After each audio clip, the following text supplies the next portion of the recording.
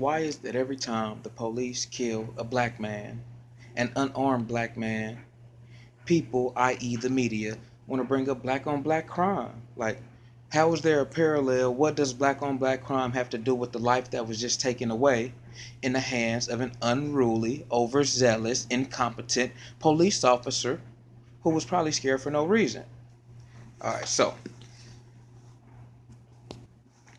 this question has sparked like the great debate. Every time it comes up, somebody mentions black on black crime. 9 times out of 10, that somebody has no idea the true statistics on crime in America. So I figure right now I will help share and educate, and then maybe we can get past where we are in society today. The point that I would make is that when black people act against black people in a criminal matter, there is an overzealous justice system that serves the victims. There are detectives, there are investigations, forensics. There's a whole lot of money that goes into creating a justice for the victims of crimes in America. So when Day Day kills Poo Poo on the block, nobody has to worry about it because eventually Day Day's going to get locked up. He'll be in the county, then he'll get shipped off to a joint somewhere.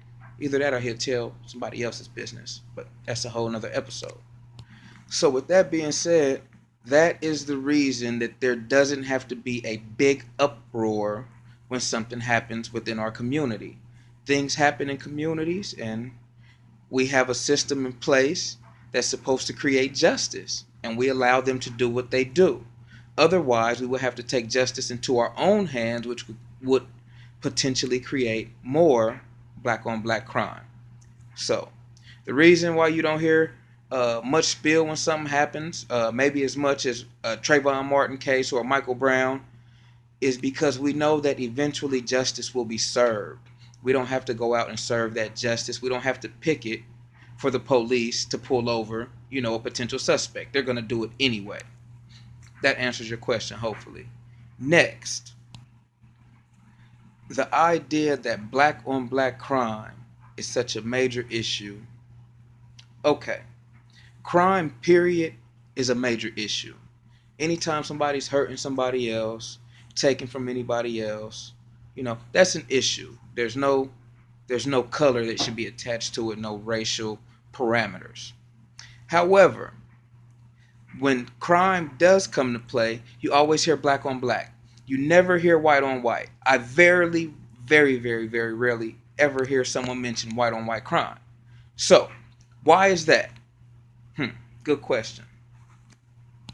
And I think that the answer lies in the truth. And the truth would be scary. So nobody asks the scary questions. Nobody wants to talk about white on white crime in America when in fact, white on white crime in America is much more prevalent than black on black crime. Per capita, which means based on the amount of people in a certain geographical area. So per capita in America, there are more crimes committed by white people than black people. It's a simple fact. Look it up. This is according to the Department of the Bureau of Justice Statistics, which is an FBI department.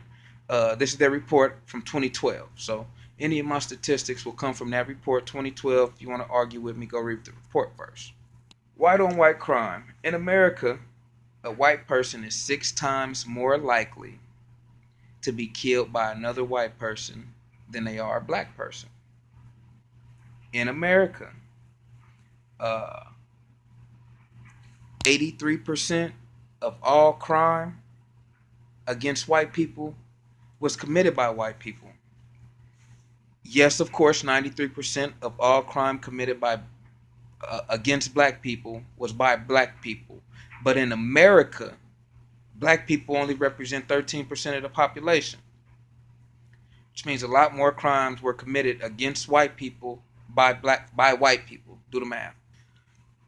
Something else that's also alarming is you never hear about white on white crime and what their community is doing to prevent it. Crime is elaborate across the country. Crime is more so geographic uh, than it is based on color. People from California aren't shooting and killing people in Texas. I mean, shit, it's geographic, you know. Uh, Example, in 2011, there were more cases of white people killing white people than people killing black people.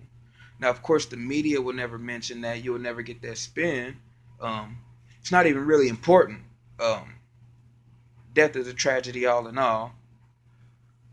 The importance of it is to realize that there's a closer parallel to white on white crime and black on black crime than there is to black on black crime and police on black crime. Uh, they just don't go together. Also, the media propagates statistics and numbers. They'll never tell you the truth. Here, the truth is, between 1980 and 2008, 53% of gang homicides were committed by white people. You would never know that because, of course, the media portrays the gangs of America to be black or Hispanic, which is, according to FBI statistics, not so much true. Now, I'm not dodging a bullet as if black crime isn't an issue. In fact, when it comes to black crime, when it comes to crime, period, when it comes to gun-related crime, black people as a whole, we own that. The majority of all gun-related crimes are committed by black people. It's sad. It's a little bit sickening. But here's some other facts. Did you know that most rape was committed by white people? Most family killings were committed by white people. The killing of elderly people is mostly perpetrated by white people. Uh, uh, Intermarital killings, white people. Domestic killings, white people. Uh, so, yes, black on black crime is an issue, but what about crime against old people? Nobody mentions that because it's owned by white people. So,